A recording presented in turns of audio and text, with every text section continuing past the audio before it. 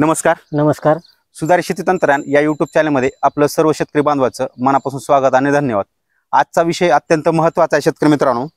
भरपूर शेतकऱ्यांनी कमेंट मला विचारतात की साहेब किंवा म्हणतात की आळीवर किंवा बुरशीनाशकचा आम्हाला रिझल्ट येत नाही, ह्याचे कारण काय असू शकते?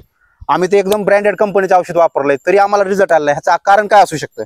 शेतकरी मित्रांनो, ह्याच्यामध्ये दोन कारणं तुमची असू शकतात. एक तर लक्षात घ्या, जी आळी कीड पडली त्याचं एक औषध नसतं तुमच्याकडे, बरोबर काका? हो.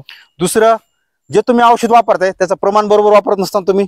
तिसरं कारण लक्षात घ्या, सगळ्यात महत्वाचं म्हणजे तुमचं पाण्याचं पीएच कसं असेल.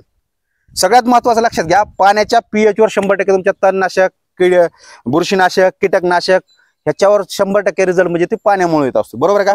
जर तुमचं पाणी चांगलं असेल तरच तुम्हाला रिझल्ट चांगला भेटेल. जर पाणी जर खराब असेल तर तुम्हाला रिझल्ट भेटणार नाही. तो तुमचा म्हणजे खर्च असेल फवारण्याचा ते वेस्ट जाईल.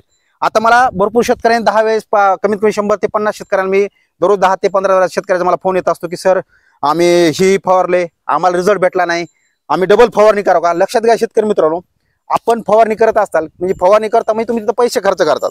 पैसे खर्च करत असताल तर 100% तुम्ही योग्य असे औषधं घेणं गरजेचं आहे, योग्य असे कीटकनाशक घेणं गरजेचं आहे, योग्य असे बुरशीनाशक घेणं गरजेचं आहे आणि चांगल्या प्रकारचं पाणी घेणं गरजेचं आहे. ह्याच्या आधी एक आपला व्हिडिओ आहे सोयाबीनच्या बाबतीमध्ये फवारणीच्या बाबतीत नियोजन कसं केलं पाहिजे ते सगळ्यांनी बघा. त्याच्यामध्ये आपण भरपूर अशी तुम्हाला माहिती सांगितली की आपण फवारणीचं नियोजन कसं केलं पाहिजे, पाणी किती प्रमाणात चांगलं वापरलं पाहिजे, औषध घेताना किती प्रमाण घेतलं पाहिजे. आता लक्षात घ्या, सगळ्यात महत्त्वाचं म्हणजे पाणी. आता पाणी जर तुम्ही बोरचं वापरत असाल, बरोबर का? काय लक्षात घ्या, जर कंटिन्यू पाणी साचलेलं असेल तुमचं, जर एका ठिकाणी पाणी साचलेलं असेल, तुमच्या पाण्यामध्ये जर माती असेल म्हणजे गढूळ पाणी असेल, असं जर पाणी तुम्ही फवारणीमध्ये घेतलं तर 100% 1001% तुमचा रिझल्ट औषधाचा 0 येते. कुठलाच औषध रिझल्ट येत नाही. त्याच्यामध्ये सगळ्यात महत्त्वाचं स्वच्छ पाणी. आता स्वच्छ पाणी कसं घ्यायचं लक्षात घ्या, आपण जर बोर वगैरे विहीरचं पाणी घेत असाल, जर आपण वाहतं पाणी घेतलं तर 100% त्याचा पीएच चांगला असतो, त्याच्यामुळे वाहतं पाणी तुम्ही घ्या.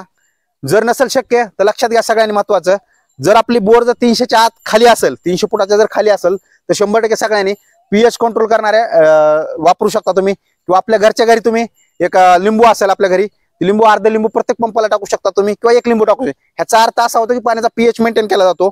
जे तो आता लक्षात घ्या, सगळ्यात लिंबू कधी टाकायचं, पहिल्यांदा फवारा तुम्ही पाणी बनवता लिंबू पहिल्यांदा टाकायचं, एक 10 ते 15 मिनिट तुम्हाला थांबावं लागेल तुम्हाला, कारण ते पीएच ऑटोमॅटिक कंट्रोल केले जाते. त्याच्यानं तुम्हाला औषध टाकायचं. आता लक्षात घ्या, औषध टाकत असताना लक्षात घ्या, औषधात जे प्रमाण असेल त्याचप्रमाणे तुम्हाला औषध घ्यायचंय.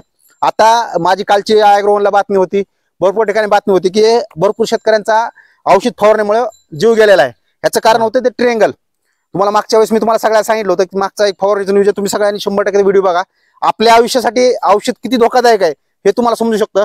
जर रॅल ट्रँकाचे औषध असतील तर सगळ्यांनी तुम्ही लक्षात घ्या, त्या औषधाला आपण तोंडाला मास्क बांधणं गरजेचं आहे, डोळ्यात चष्मा बांधणं गरजेचं आहे, त्याचं प्रमाण व्यवस्थित घेणं गरजेचं आहे. जरी तुम्हाला काही इजा झाली तर इमिजिएटली तुम्ही प्राथमिक उपचार करणं गरजेचं आहे, आंघोळ करणं गरजेचं आहे, जेवण पोटभर करून फवारणी करणं गरजेचं आहे. अशा प्रकारे तुम्ही करा. सगळ्यांनी ट्रँगल लाल, हिरवा, पिवळा, अतिविषारी, कमी विषारी, हिरवा जर असेल तर तुम्हाला लगेच इमिजिएटली काही शरीराला होत नाही. अशा प्रकारचे औषध ट्रँगल बघू, जेवढं प्रमाण लागतं तेवढं पंपामध्ये टाका. सगळं 100% सगळ्यात महत्वाचं म्हणजे बुरशीनाशक सगळ्यांना वापर करा. सोयाबीन असेल, तूर असेल, मूग असेल, अशा सगळ्या गोष्टीमध्ये तुम्ही काय करा, बुरशीनाशक, कीटकनाशक आणि योग्य असं कॉम्बिनेशन करा आणि फवारणी करा. सगळ्यात महत्वाचा विषय म्हणजे आपल्या सर्वांना सगळ्यात महत्वाचं म्हणजे आपल्या पाण्याची स्वच्छता, पाणी वापरायचं. लक्षात घ्या, तुमची फवारणी 2 ते 3 हजाराची असते, बरोबर का? जर तुमचं पाणी स्वच्छ नसेल तर तुमचे 3 ते 4 हजार पाणी ही आपली फवारणीच्या औषधाचं एक खर्च वाया जातो आणि आपल्या तो एक टायमिंग निघून गेला असतो पिकाचा.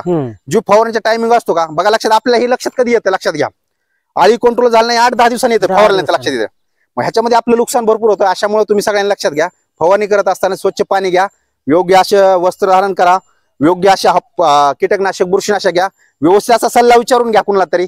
लक्षात घ्या, भरपूर जण तेच प्रश्न येतात, मग आपण व्हिडिओ बनवला कारण ह्याचं कारण अर्थ होता की आपल्या सर्वांना कळावं की आपण जे कीड आहे, जी रोग आहे तेच फवारणी करणं गरजेचं आहे.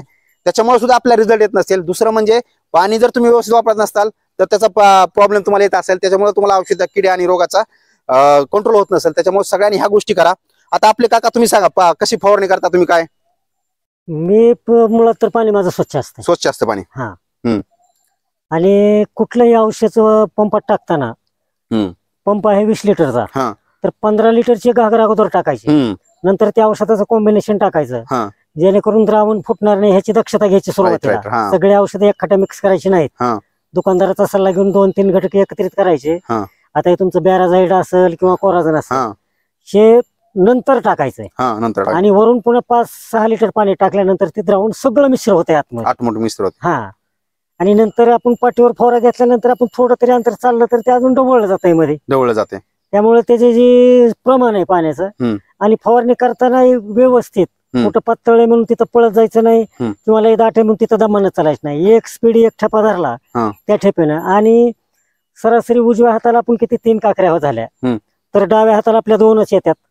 सरासरी जाताना 5 काकऱ्या धरायच्या आणि परत येताना 5च धरायच्या.